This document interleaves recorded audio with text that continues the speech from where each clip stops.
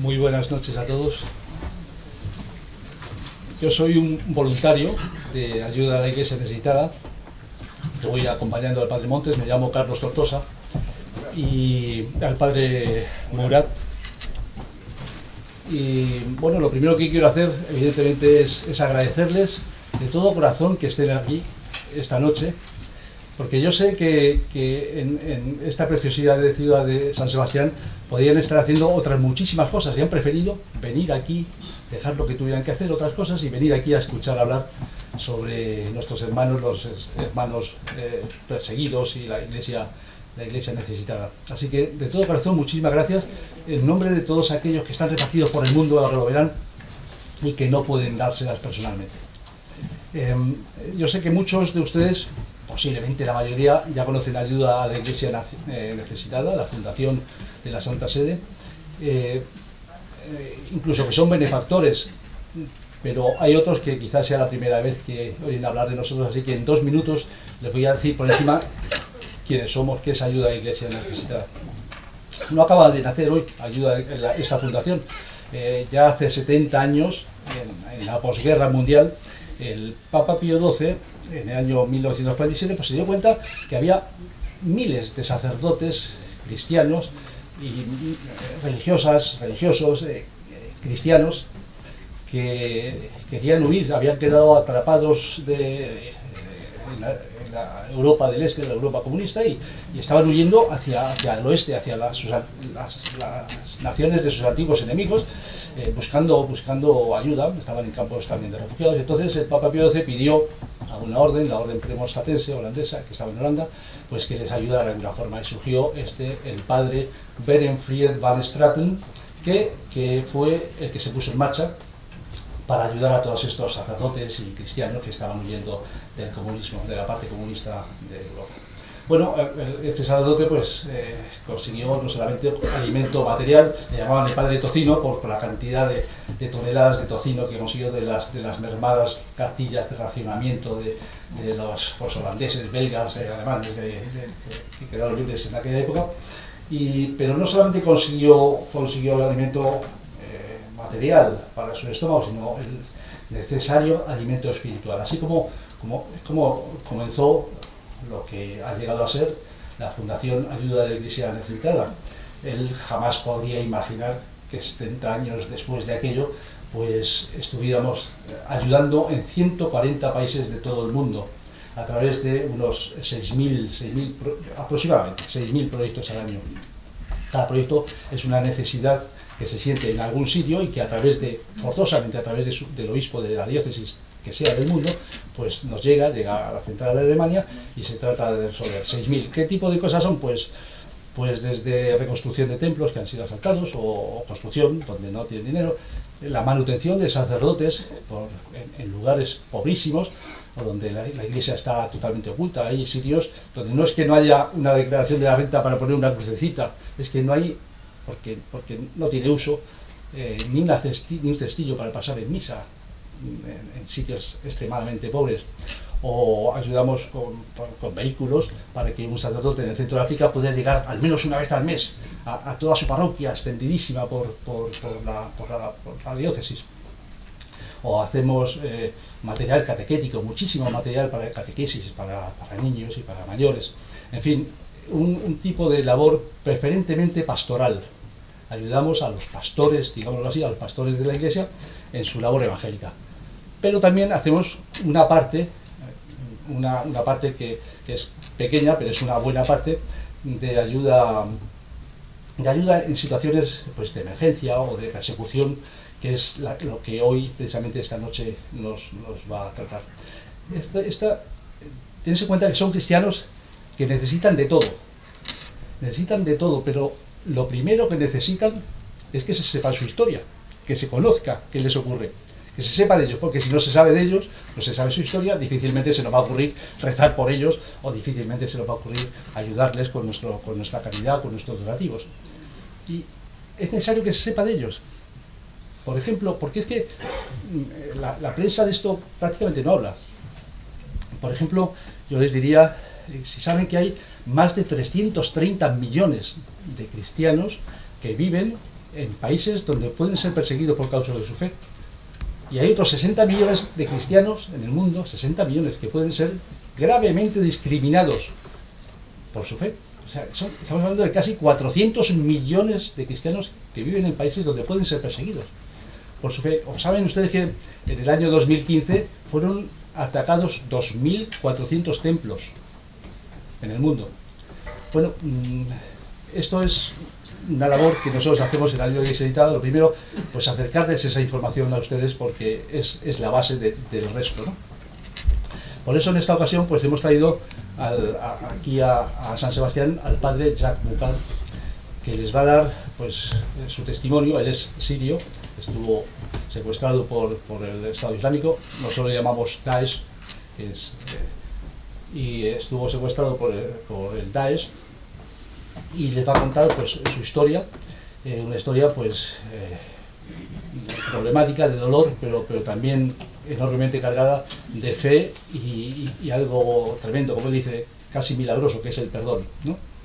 Pues el padre Murad nació hace 49 años en Alepo, que tanto lo vimos por la televisión, en Alepo, que es pues, de las ciudades más castigadas, si no la más castigada de Siria. Y cuando en la guerra pues le pilló en su monasterio al borde del desierto. Él era prior de un monasterio y párroco de una parroquia católica, claro. Y bueno, pues un día los yihadistas la asaltaron, arrasaron la parroquia totalmente, y a él se lo llevaron y estuvo en un encierro. Su labor hasta ese momento pues había sido de recogida de refugiados que iban llegando de los sitios peores de guerra, pero recogida de refugiados tanto cristianos como musulmanes. Él lo dice claramente, huían todos. Precisamente fue uno de esos musulmanes el que al final de la historia pues lo liberó. Bueno, les voy a dejar con él y verán que es un privilegio, es un verdadero regalo de Dios tenerlo aquí y mostrarnos esa vida, esa realidad que de otra forma estaría tan distante. Con él lo voy a dejar. Bonsoir. Buenas noches. Merci d'être venu. Et Si vous parlez ici, ici ça... ah bon? Oui. Ouf. Se intercambian los micros. Ok. Se apaga. Si uno se enciende, el otro se apaga. Oui, c'est comme ça. C'est comme ça. Ok. Alors, merci d'être venu et merci à l'aide des églises en détresse qui ont organisé cette invitation et cette rencontre, et aux pères jésuites qui sont toujours ouverts, accueillants partout. Muy buenas noches a todos, muchísimas gracias por venir y mis agradecimientos en primer lugar a Ayuda a la Iglesia Necesitada y en segundo lugar a los padres jesuitas por su gran por su gran acogida que han tenido conmigo. O sea, cuando uno habla, el otro se apaga. No, lo dices al tiempo. No, por eso. O sea, lorsque tu parles, tu pousses. Et moi, je fais comme ça aussi. C'est sûr. Donc, on fait en alternant. On fait comme ça. Bon, alors, moi je suis un membre d'une communauté, nouvelle communauté de vie monastique, qui est née en Syrie en 1991. Soy miembro de una nueva comunidad monástica que ha sido fundada en 1991. En 1981. Fondée par le père Paolo Dall'Olio, qui est un jésuite italien, missionnaire en Syrie. Ha sido fundada por el padre Paolo Dall'Olio, un misionero jesuita y fundador de nuestra orden. Alors, nous avons commencé notre vie dans le monastère de Marmoussa. On voit les photos de ce monastère. Ça, c'est l'ancien monastère qui remonte au VIe siècle, qui est au plein de désert. Esta es una foto del monasterio de Mar Musa, que se remonta este monasterio al siglo VI, muy antiguo. Qui est à 110 km au nord de Damas. Se encuentra a 110 kilómetros al norte de Damasco. Nous sommes aujourd'hui 9 personnes dans cette communauté. Y actualmente estamos 9 personas en esta comunidad. On est séparés dans 3 classes actuellement, à Mar Musa en Syrie et à Sulaymani en Irak et à Cori près de Rome en Italie. Estamos en 4 lugares, en Mar Musa, en otro lugar en Siria, en Irak y luego en Italia, cerca de Roma. Nous sommes une communauté consacrée pour le dialogue islamo-chrétien. Somos una comunidad consagrada al diálogo islamo-cristiano. Cette vocation que le Père Paolo a eue depuis qu'il est entré dans la congrégation des Jésuites, après un pèlerinage qu'il a fait aux Terre Sainte en 1975. Es la vocación que el padre Paolo tiene a raíz de una peregrinación que hizo a Tierra Santa en 1975. 1975. Hizo una peregrinación jesuita y ahí le vino esta inspiración. C'était l'année où la guerre commençait au Liban. Era el año cuando comenzaba la guerra en el Líbano. Il était jeune, il a prié là-bas, il a pensé beaucoup à ce conflit entre les juifs et les musulmans et la présence des chrétiens et la mission des chrétiens dans ce milieu de conflit. Durante esta guerra, el padre Paolo rezó mucho sobre toda la problemática entre judíos, musulmanes y cristianos, y a raíz de ahí fue cuando decidió fundar. C'est là où il a compris que il n'y a que le dialogue qui était la fruit du deuxième concile de Vatican de 1965, qui a appelé l'Église et le monde au dialogue interreligieux. Se sentía llamado al diálogo interreligioso fruto del Concilio Vaticano II en 1965. Ce chemin de dialogue, c'est le seul chemin qui peut aider le monde aujourd'hui à réaliser un vrai paix. Este es el único camino que puede ayudar al mundo a encontrar la verdadera paz. Dans ce cadre, notre communauté et notre expérience de vie monastique à Mar Musa est basée sur 3 piliers. En este marco, nuestra comunidad en Mar Musa se basa en 3 pilares. La prière, la méditation, le travail manuel et l'hospitalité. Se basa en la oración, el trabajo manual y la hospitalidad. Ces 3 moyens, piliers, qu'on a consacré notre vie à vivre concrètement, il nous aide beaucoup, il nous a aidé, il nous aide toujours à être ouvert et au service de tout le monde. Estos 3 pilares nos han ayudado y nos siguen ayudando a ponernos al servicio de todo el mundo.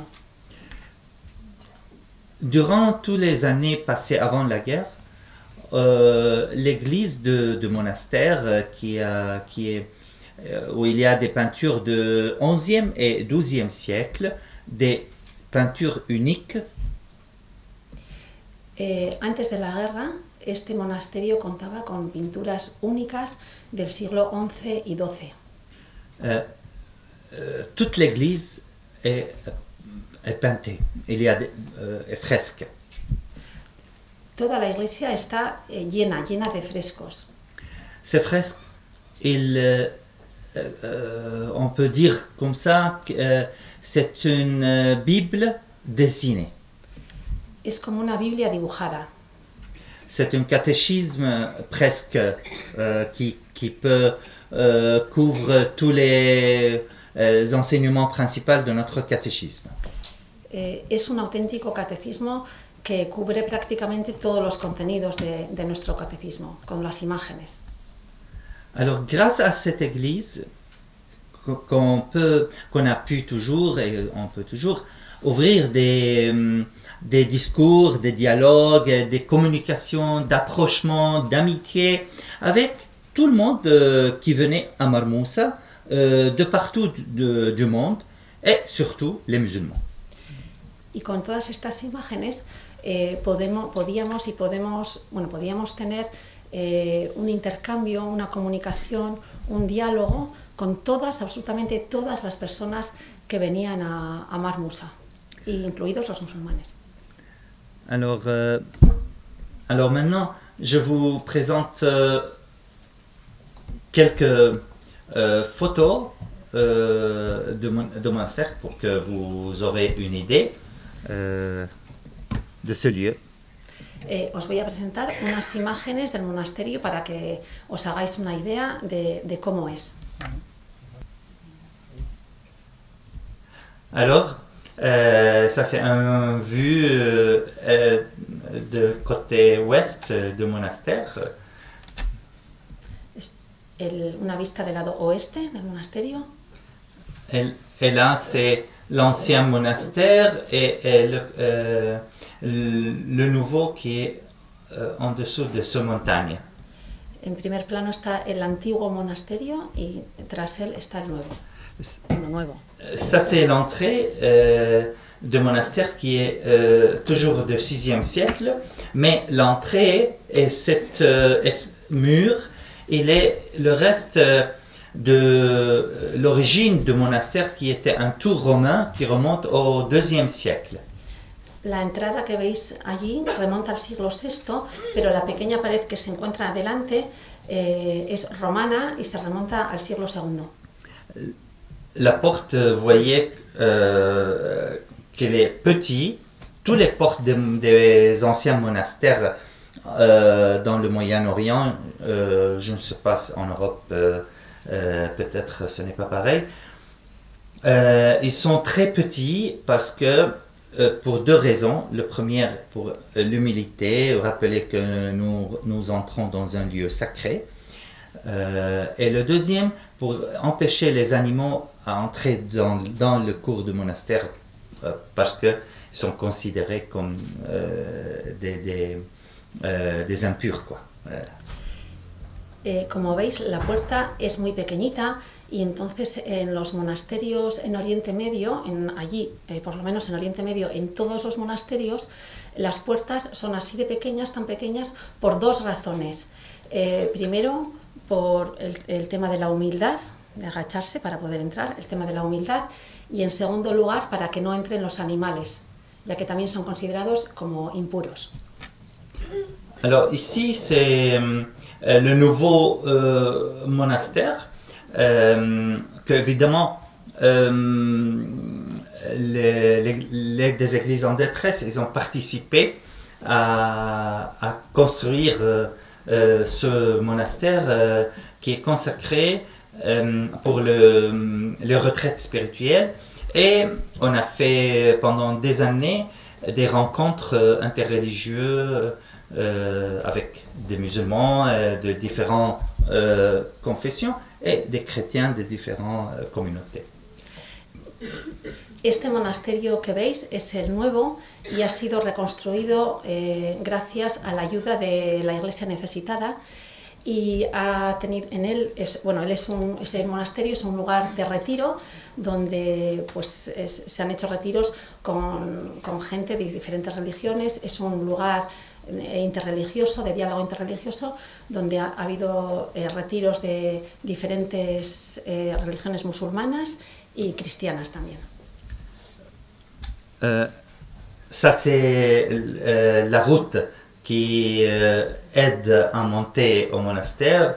Ce route, il y a 365 degrés. Este es el camino que lleva al monasterio y tiene 365 peldaños. Alors ça c'est le Père Paulo, notre fondateur, qui est depuis juillet 2013 pris en otage par l'État islamique et qui est toujours en captivité. On n'a aucune nouvelle de lui. Je vous prie de prier pour lui, prier pour sa liberté. Aquí le tenéis al padre jesuita Paolo, que se encuentra secuestrado desde julio del 2012, no se sabe nada de él y os pide que recemos por él.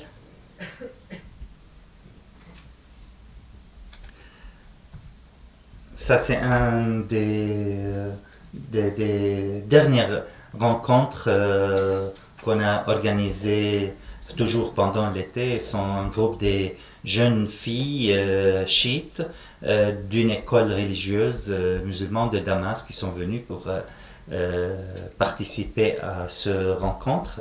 Vous voyez qu'ils sont tous des jeunes filles. Vous voyez que combien cette nouvelle génération, il était intéressé, il était prêt à s'ouvrir et à connaître l'autre. Este es un grupo de chicas chiitas que viven cerca de Damasco, de un colegio de allí, y se acercan al monasterio pues para conocer también otras religiones. C'est le moment de repas tous les jours.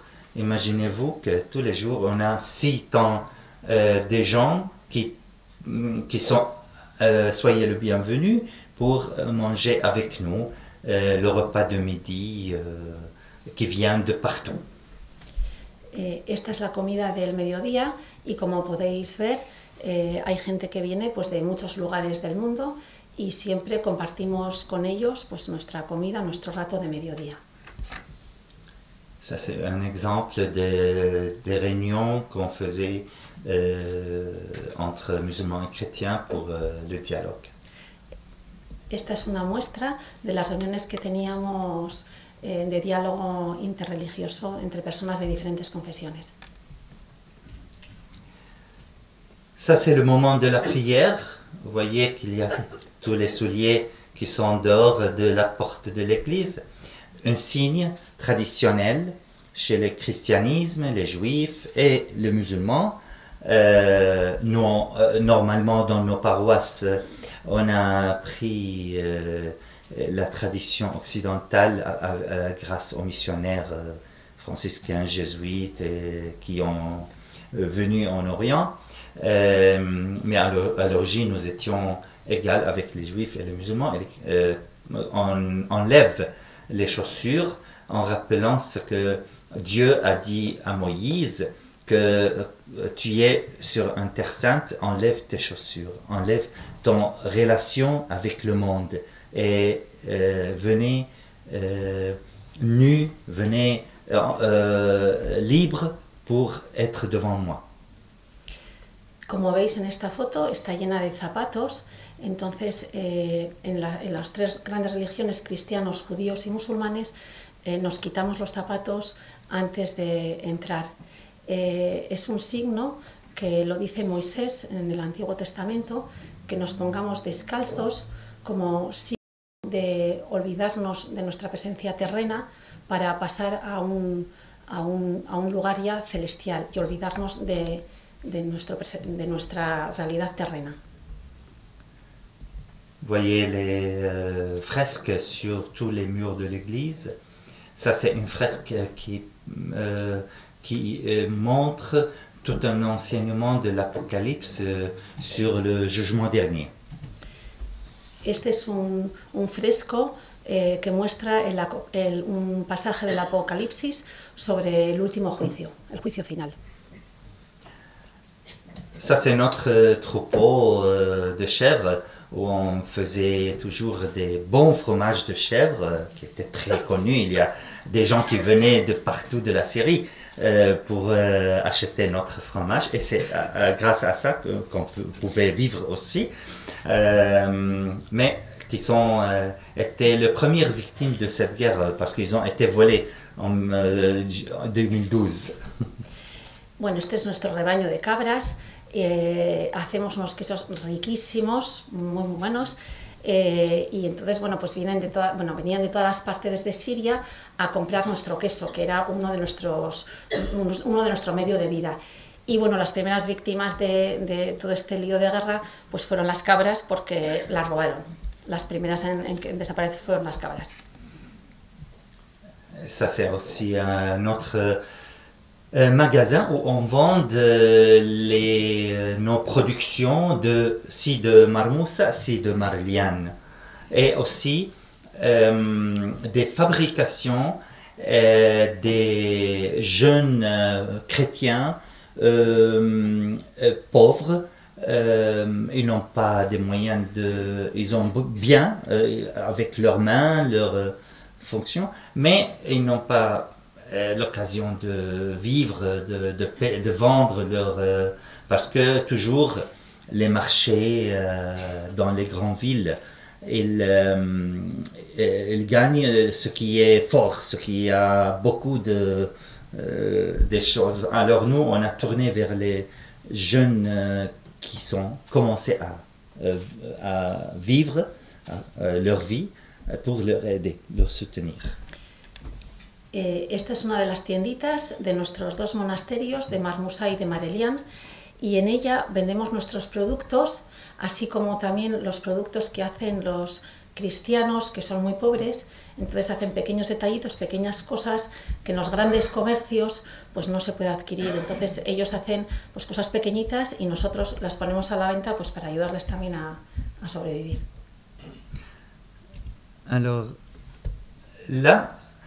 Alors l'an 2000, l'évêque de notre diocèse et de notre communauté, qui est responsable de notre communauté, il nous a appelés à prendre en charge un autre monastère qui est presque en ruine, où il y a le tombeau d'un saint qui s'appelle Mar Elian, Saint Julien d'Édesse. Alors, et la communauté m'a choisi pour aller là-bas, pour prendre en charge de ce monastère et de la communauté chrétienne qui habite toujours dans le village à côté, qui s'appelle Qaryatain. En el año 2000, el obispo de nuestra diócesis me mandó ir a este monasterio, también muy antiguo, que se llama Marelian, y que este monasterio se encuentra cerca del poblado de Qaryatain. Entonces yo tomaba la responsabilidad del monasterio y del pueblo de Qaryatain también. Alors ça c'est l'état de monastère quand je suis arrivé. C'est une église de 1938 et une grande surface de sable comme ça, abandonnée. Este es el estado en el que yo, cuando llegué, me encontré el monasterio, que era un monasterio construido en 1938 y luego tenía una extensión alrededor de arena. Et c'est le tombeau du saint qui est une source de bénédiction, de force spirituelle pour beaucoup de gens qui vient prier à côté des chrétiens et des musulmans. Esta es la tumba a la que vienen muchísimos cristianos y musulmanes, ambos, a rezar a este santo para pedir mucha fuerza espiritual y bueno, son muy devotos de él. Ça, c'est la porte d'entrée au monastère qui date de 6e siècle. Esta es la entrada al monasterio que data del siglo VI. Aussi, l'altitude c'est 1 mètre, largeur 70. Las dimensiones son de 1 metro por 70. Ça, c'est une inscription date du XIVe siècle où le amir, le prince musulman de l'époque mamelouk, il donne l'ordre de protéger les moines, le monastère et tous les visiteurs des groupes, des voleurs, comment ça s'appelait, bon, j'ai oublié le mot, qui des fois ils attaquent les caravanes dans le désert. Esta es una inscripción gracias, Sí. del siglo XIV que mandó hacer el príncipe de los mamelucos y que quería protegerla de los ladrones que pasaban por allí, por el desierto. Ça, c'est la première palme que j'ai plantée juste quand mon arrivée à Cariaten l'an 2000. Esta es la primera palma que planté en el año 2000 a mi llegada a Cariatín. Alors, le premier projet que je me suis concentré avec les gens de la paroisse toujours, c'est de planter des vignes et des oliviers. Nuestro primer proyecto con todos los feligreses de la parroquia fue plantar viñas y olivos. Ça, c'est une maison traditionnelle qui n'existait plus quand je suis arrivé à Cariaten. Et alors, moi, j'ai voulu garder cet héritage architectural. J'ai bâti des nouveaux cellules comme ça pour les retraites spirituelles. Esta casita que veis no se encontraba cuando llegué al monasterio, pero quise recuperar la arquitectura de esas casitas que ellos construían y forma parte de los retiros espirituales. Cuando hacemos un retiro, la gente también puede ir allí. Alors, ça c'est le cours de nouveau monastère qu'on a bâti derrière le parti archéologique pour qu'on puisse accueillir les gens. Et la plupart des financements que je pouvais construire ce monastère, c'était grâce aux bénévoles et donateurs syriens, chrétiens, tandis que l'église, c'était grâce à l'aide des églises en détresse et la grande salle que j'ai bâtie plus tard. Este lugar, este claustro, es la zona de acogida de los peregrinos que ha sido posible construirlo gracias a la ayuda de los cristianos sirios. La iglesia que está adyacente al claustro ha sido restablecida gracias a la ayuda necesitada. Ça, c'est quelques photos qui présentent les activités des aides humanitaires qu'on a pu participer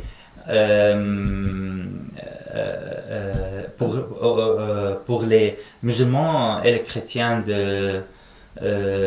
locaux de la ville. Et c'est toujours grâce au soutien qu'on a eu par l'aide des églises en détresse et des autres aussi. Estas son actividades que realizábamos gracias a las ayudas recibidas tanto de la ayuda a la iglesia necesitada como de algunas otras instituciones. Qu'est-ce que c'est ça? Alors ça c'est, bon, ça ne fonctionne pas très bien les choses. Ça c'est l'église nouveau qu'on a à l'intérieur. Esta es la nueva iglesia que tenemos en el interior. Bon, peut-être toi tu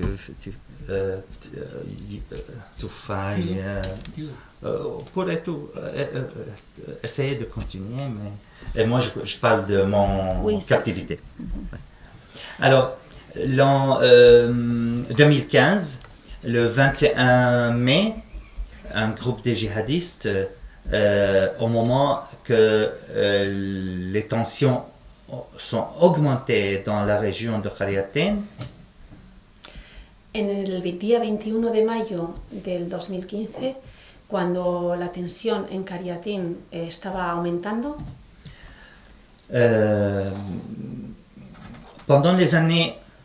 durant les années de la guerre depuis 2011, Khariatin a pu garder un certain niveau de calme, de sécurité, afin que tous les déplacés qui sont arrivés dans cette ville peuvent survivre en paix. entre 2001 y 2015 había cierta tensión, pero todos los desplazados que llegaban a Cariatín podían vivir con una cierta tranquilidad. Avec les muftis, les religieux musulmans et moi, et quelques personnes courageuses de la ville, on a travaillé ensemble pour défendre cette ville afin qu'il n'y aura pas des guerres, des conflits, de bombardements, etc. Tanto con los muftis musulmanes como nosotros cristianos, en esta época hemos trabajado mucho juntos para evitar que hubiesen conflictos mayores en la ciudad de Cariatín. Parce que tous les côtés qui se battent en Syrie, leur désir c'est de ne pas garder un endroit sans qu'il soit participé à ces conflits, ça veut dire sans être détruit. El deseo de varias partes del conflicto en Siria es que queden ciertos lugares completamente destruidos. Alors, ces djihadistes de l'État islamique qui sont commencés à être présents dans la région malgré la présence des soldats syriens, ils ont pu entrer au monastère et me prennent avec Boutros.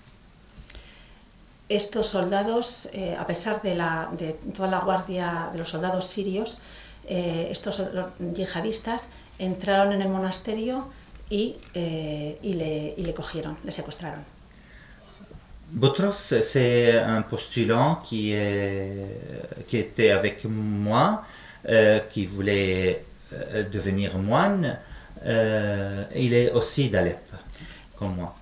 Le cogieron a él y a Boutros, un postulante de Alepo, un postulante al sacerdocio, y entonces ambos fueron secuestrados. Il nous a mis dans la voiture du monastère et ils ont couru dans les montagnes autour de Khariatin. Nos metieron en el coche del monasterio a los dos y anduvieron con el coche a lo largo de las montañas de Cariatín. On est le 5e jour, on est resté enfermé, enchaîné et bandé pendant 4 jours dans cette voiture. Et le 5e jour, le jour de Pentecôte, hemos estado 4 días metidos en el coche, encadenados y tapados los ojos, hasta que el 5e día, día de Pentecostés, il nous a amené à Raqqa, qui est au nord de la Syrie. C'était un long voyage qui durait toute la journée de dimanche. Entonces, este día de Pentecostés nos llevaron hasta Raqqa, que estaba en el norte, y entonces fue un viaje que duró todo el día. On est resté enfermé dans une salle de bain pendant 3 mois. De allí, del coche, nos llevaron a un cuarto de baño donde estuvimos 3 meses. Parce que nous sommes considérés comme des impurs. On n'est pas digne d'être mis avec des autres prisonniers dans une prison normale. La razón por la que nos metieron en el baño fue que somos considerados impuros, por lo tanto no teníamos de alguna manera derecho a estar con los otros prisioneros. Mais pour nous c'était très bien parce que nous étions au moins libres pour aller à la toilette, pour prendre notre douche. Ça, ce n'était pas si facile pour les autres prisonniers dans les prisons normales. Para nosotros, en definitiva, fue una ventaja, ya que pues, podíamos ducharnos, ir al baño, cosa que para los otros prisioneros, en definitiva, no era tan evidente. C'est évident que être prisonnier, quelqu'un prend ta liberté, c'est très dur, ce n'est pas humain. El ser prisionero es muy duro, no es humano, porque te duele que te cojan tu libertad. Aussi, c'est évident que durant toute la période de mon captivité, 4 mois et 20 jours, c'était insupportable à cause de tous les tortures, toutes les persécutions, surtout psychologiques et verbales. Durante los casi 5 meses de secuestro fueron muy duras las torturas, pero tal vez más que eso fueron más que las torturas físicas, las torturas psicológicas.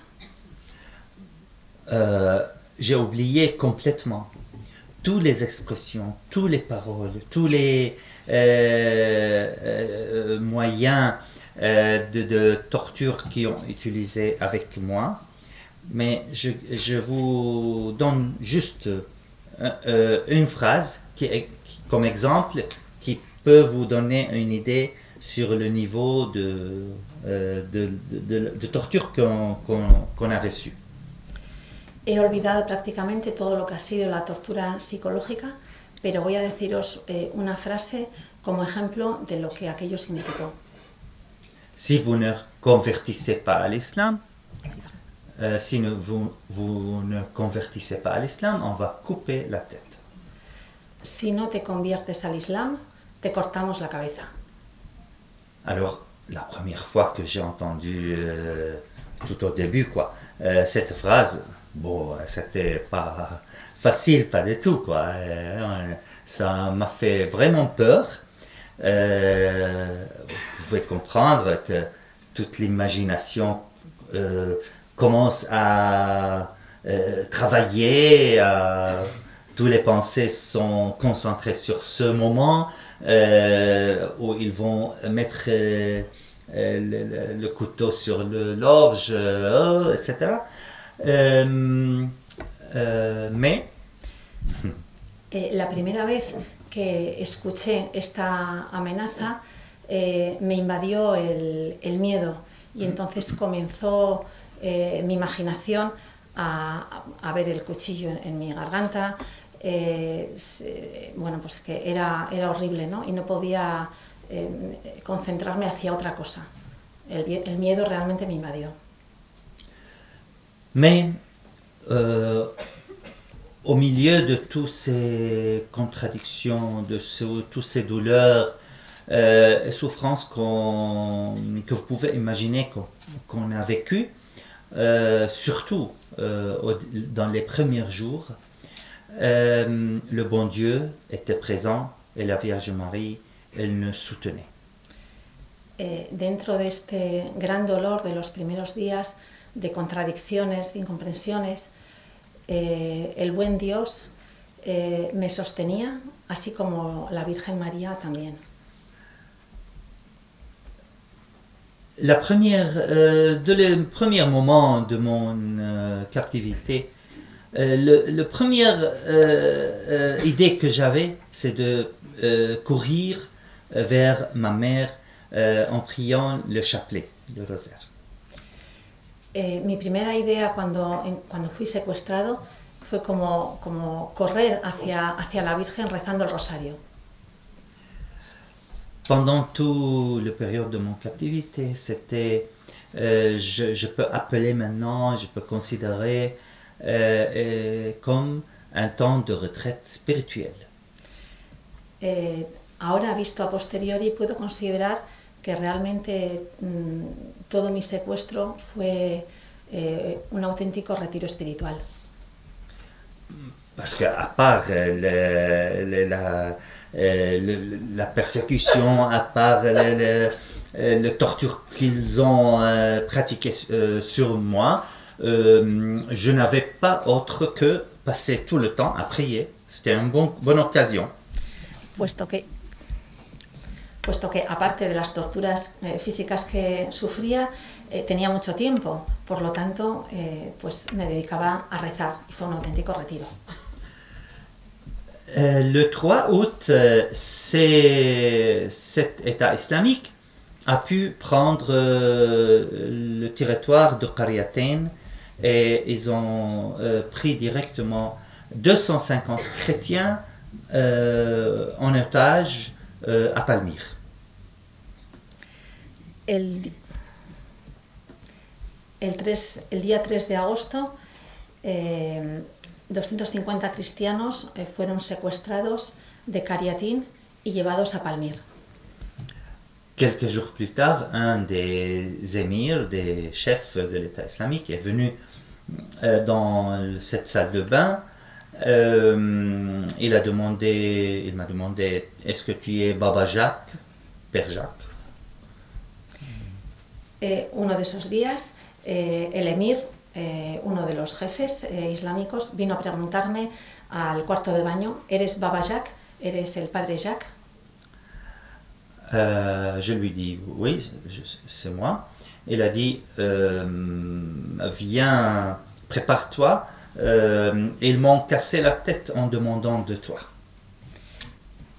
Y entonces me dijo, ah sí, pues entonces ven, me han cargado la cabeza hablándome de ti.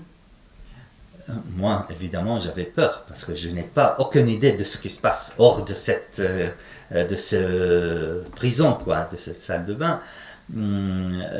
Peut-être c'est le moment où ils vont m'égorger.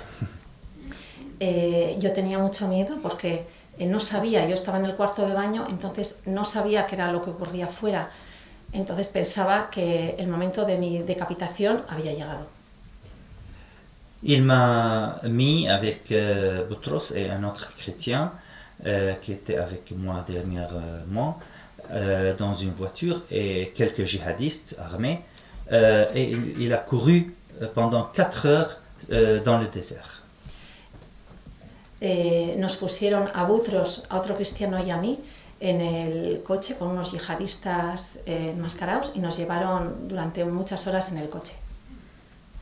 On est arrivé dans une route qui va dans une montagne, comme un tunnel. Après, on arrive devant un grand porte en fer. Y llegamos por un camino muy estrecho por un camino que subía a la montaña hasta un portón de hierro. Il ouvre cette porte et la surprise, c'est de voir beaucoup de mes paroissiens devant moi assis sur terre. Entonces la sorpresa fue que al abrir la puerta me encontré a los 200 feligreses de mi parroquia sentados en el suelo. Pour moi, c'était une difficile surprise que je ne pouvais pas imaginer parce que ce n'est pas facile pour un père de voir ses fils, ses fidèles, emprisonnés. Para mí fue una sorpresa dura, muy fuerte de ver a todos mis feligreses, ¿no?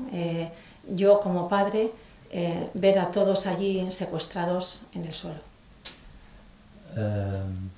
Déjà pour moi, c'était difficile, mais après quelques jours, j'ai accueilli cette choix d'être prisonnier et d'offrir ma vie au Seigneur pour l'amour du Seigneur aux musulmans, pour la paix de notre région, mais de voir tous mes chrétiens, 250 personnes dans le même vocation, dans le même chemin, ça c'était insupportable. Yo había rezado y había hecho un proceso de diálogo interreligioso, pero cuando llegué y me encontré a los 250 feligreses era muy fuerte para mí, era realmente muy doloroso. Pour eux, c'était le contraire, c'était plus ou moins. C'était un moment, une joyeuse surprise, car les informations qu'ils ont eues, que moi j'étais déjà mort, j'étais déjà coupé la tête, fini. Para ellos, sin embargo, fue un momento pues, de alegría, porque ellos creían que, por las informaciones que les habían dado, que a mí ya me habían decapitado.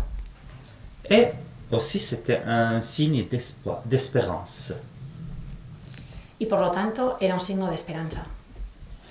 On est resté là-bas 25 jours après, grâce à une déclaration qui est faite par le calife et le Baghdadi, le chef de l'État islamique, qu'on a eu notre soi-disant libération, entre guillemets. Hemos estado 25 días allí, tras los cuales tuvimos una semi-liberación gracias al jefe yihadista de allí. Le lendemain, le 1er septembre, il nous a transférés à Qaryatin, il nous a amenés dans nos maisons. Mais moi, évidemment, l'église, le monastère, ils l'ont détruit, ils ont pris tout. Et j'ai dû être habité chez mes paroissiens, dans leur maison. Al día siguiente nos llevaron a Qaryatin, pero al llegar allí todo el monasterio, todo estaba destruido. Entonces me alojé en casa de mis feligreses. La grande différence entre le prison à Palmyre où nous étions et la grande prison de Qaryatin, c'était qu'on pouvait célébrer la messe en cachette. La diferencia entre la prisión de Palmyre y la prisión de Qaryatin era que en Qaryatin, que era su pueblo, nos dejaban celebrar la Eucaristía en secreto. On a trouvé le 3e jour un sous-sol assez grand. C'était bien sale, mais ça va. On pouvait se réunir chaque quelques jours pour célébrer avec joie et courage et soif l'Eucharistie. Encontramos un subsuelo que estaba muy sucio, pero en él podíamos juntarnos a celebrar la Eucaristía con mucha alegría y con mucha fortaleza. Surtout pour moi, c'était quelque chose d'incroyable. C'était une grâce immense que je ne pouvais pas attendre. C'était vraiment un miracle que j'ai pu, après tout ce temps de prison, me communier, célébrer la messe, et pas seul, même avec mes paroissiens. Para mí, realmente, esos momentos de Eucaristía en los que pude celebrar con mis feligreses fueron auténticos momentos de gozo, de gracia, donde poder volver a comulgar fue impresionante. Même le 9 septembre, ça veut dire après 9 jours, c'était le jour de la fête de Marliane, Saint-Julien, qui ont détruit son monastère et explosé le tombeau. 9 días después fuimos a la tumba, era el día de Marilian, y encontramos la tumba que estaba completamente destruida, ese lugar tan sagrado para ellos. Ce jour-là, après la messe, j'ai baptisé 3 enfants. Un de ces enfants, il était né en prison quand nous étions à Palmyre. Ese día, tras la misa, pude bautizar a 3 niños y uno de ellos había nacido en cautividad. Après un mois, on a décidé de commencer à s'échapper. Alors c'était plus facile d'aider les femmes et les filles de sortir, de fuir, parce que une fois qu'il met le chador, cet habit noir, elle cache sa tête, son visage, ils n'ont pas la permission de regarder qui est. Alors c'était très facile de faire partir et fuir les femmes. A los 2 meses empezamos a planificar cómo escaparnos y entonces las primeras que el plan fue que las primeras que podían escaparse eran las mujeres y las niñas también. Y las mujeres, como van tapadas con el chador, pues en principio no les pueden levantar el velo y entonces su identidad pues quedaba camuflada. Et c'est toujours grâce à des hommes musulmans qui habitaient encore à Qaryatin. Il y avait autour de 100 personnes qui habitaient à Qaryatin, parce que je n'ai pas dit que quand Daesh prend une région comme Qaryatin ou d'autres en Syrie, presque tous les habitants de cette région, ils s'enfuient, ils échappent. Alors Qaryatin, elle comptait 55 000 habitants. Les 55 000, dans 2 ou 3 jours, ils ont vidé la ville. C'était une ville fantôme, une ville vide. Nos he dicho que cuando el Daesh coge alguna ciudad o algún pueblo, lo deja completamente vacío. Entonces, Qaryatin tenía 55.000 habitantes y en 2-3 días, pues en principio pues lo tenía que dejar vacío.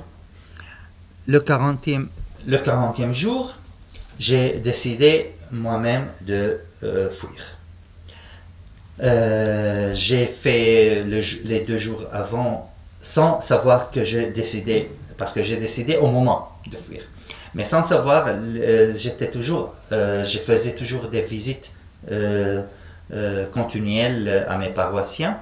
Alors, pendant 2 jours, j'ai fait visiter tous les paroissiens et j'ai encouragé tous à se préparer pour fuir. Je ne savais pas comment, je ne savais pas quand, mais j'étais sûr que le bon Dieu, il va préparer le chemin. Al cabo del día 40, tuve la intuición firme de que tenía que escaparme. Entonces hice una visita a todos mis feligreses, teniendo la confianza de que Dios estaría con nosotros y tendría un plan para nosotros. J'ai demandé le 40e jour à un jeune ami de moi, musulman, s'il est disponible de me porter sur son motocycle. Il était courageux, il était disponible, malgré que ça risque sa vie. Entonces hablé con un amigo musulmán mío de la posibilidad de que me llevase en su motocicleta. Él es un chico muy valiente y con mucha fortaleza, y sabía que si me llevaba corría el riesgo de que a él también lo mataran. Et bon, on est parti le 10 octobre à 3h moins le quart sur son motocycle. On a traversé le barrage contrôlé par l'État islamique et c'était très facile. Et je suis arrivé à Homs après quelques heures et je suis libre. Entonces me monté con él en la motocicleta, salimos a las 3 menos cuarto y pudimos pasar unos cuantos controles hasta llegar a Homs. J'ai senti très fort l'accompagnement de la Vierge Marie encore avec moi sur le chemin. Sentí de nuevo, de un modo muy fuerte, la presencia de la Virgen María que me acompañaba en todo momento. Le troisième jour, après mon échappement, 58 chrétiens, ses amis musulmans, ils ont pu l'aider à échapper. Al tercer día de mi huida, otros 58 cristianos pudieron escaparse gracias a la ayuda de mi amigo musulmán. Et au fur et à mesure, pendant 2 mois presque, tous les chrétiens qui ont été prisonniers, otages dans les mains de l'État islamique, ils ont été libres. Y prácticamente al cabo de 2 meses, todos los cristianos que habían sido secuestrados por el Estado Islámico estuvieron libres. Sauf 12 personnes qui ont été mortes sur le chemin par les bombardements. Excepto 12 personas que murieron en el camino debido a los bombardeos. Quel miracle! Un milagro.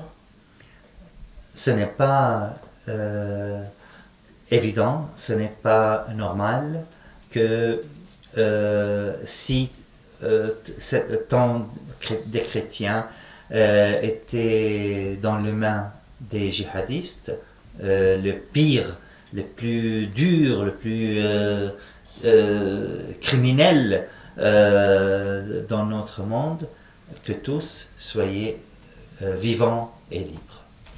Es un auténtico milagro que estos cristianos, estando en manos de los yihadistas más violentos, más crueles que puedan existir, hayan podido salvarse y estar con vida. Es realmente un milagro. Dieu est proche. Merci. Dios es cercano. Gracias.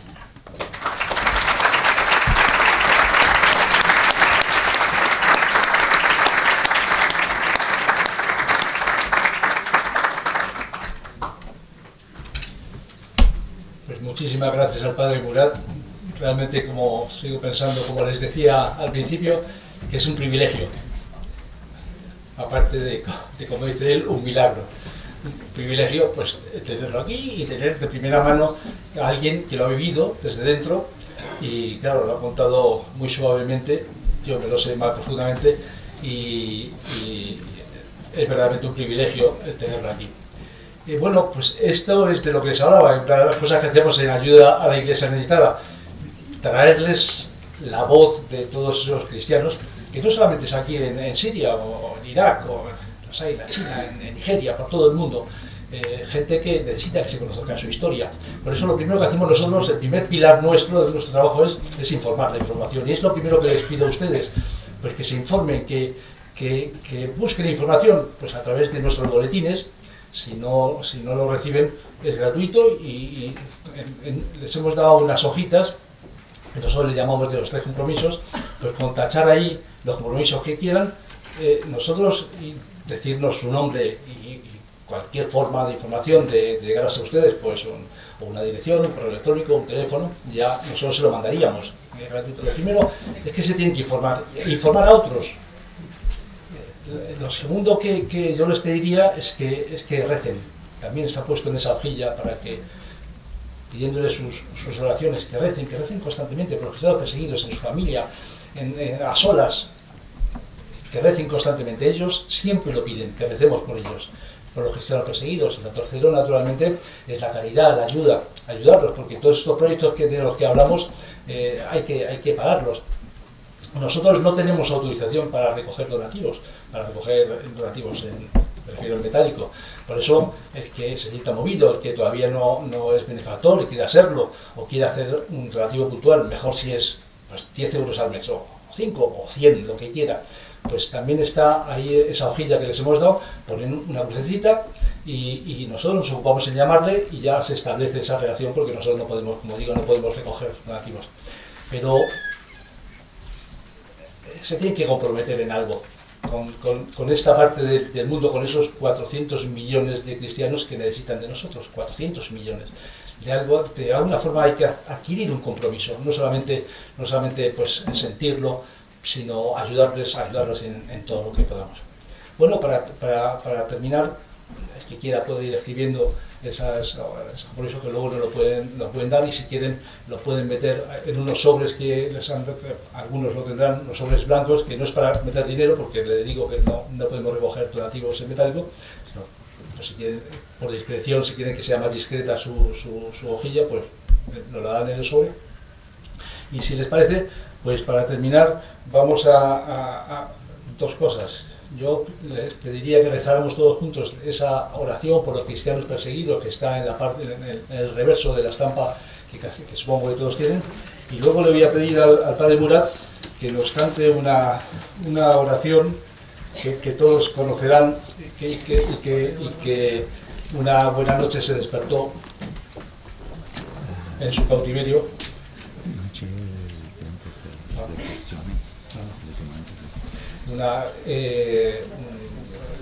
De cautiverio pues se despertó con esa música, esa canción, y desde entonces pues la ha adoptado. Le sonará mucho, ya verán ustedes.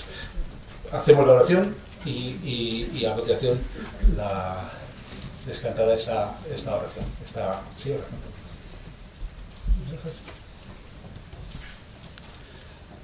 Dios nuestro, que en tu misteriosa providencia has querido asociar tu Iglesia a los sufrimientos de tu Hijo, concede a los fieles que sufren persecución a causa de tu nombre el don de la paciencia y de la caridad, para que puedan dar testimonio fiel y creíble de tus promesas. Por nuestro Señor Jesucristo. Amén.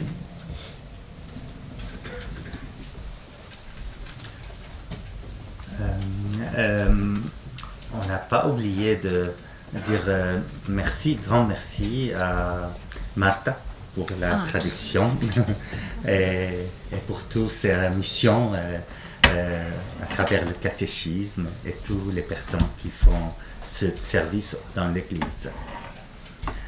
Alors, peut-être on se met debout. Cette chanson, j'avais un jour pendant mon prison à Raqqa, j'étais très bouleversé, inquiété, j'étais dans un combat spirituel. Cuando estaba en Raqqa, en la prisión, estaba muy revuelto, estaba muy inquieto, me encontraba en un auténtico combate espiritual.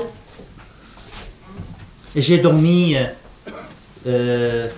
en pleurant, j'ai dormi comme ça dans cette situation. Y he dormido llorando, así, mal, en esta situación. Dans la nuit, je me suis réveillé en train de chanter une prière adressée à Santa Teresa d'Avila. Y entonces, estando así, me desperté cantando una canción a Santa Teresa de Ávila. Alors, et c'était en arabe. Y era en árabe. En arabe. Alors, je vais vous chanter comme je l'ai reçu au moment. Y os la voy a cantar así como tal cual yo la recibí en ese momento.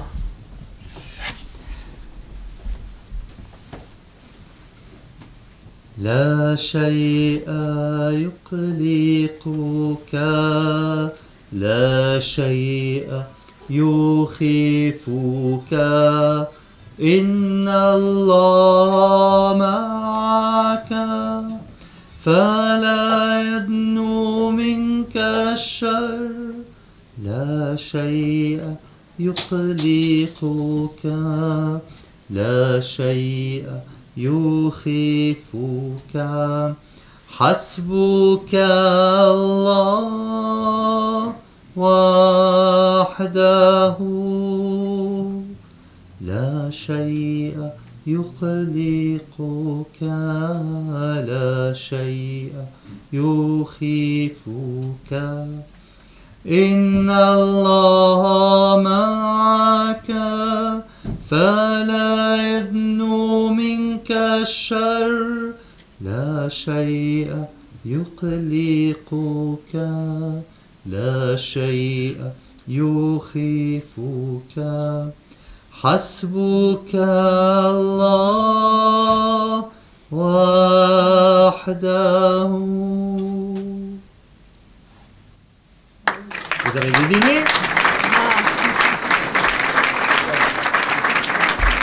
On peut le chanter en espagnol aussi. Te turbe nada te espante.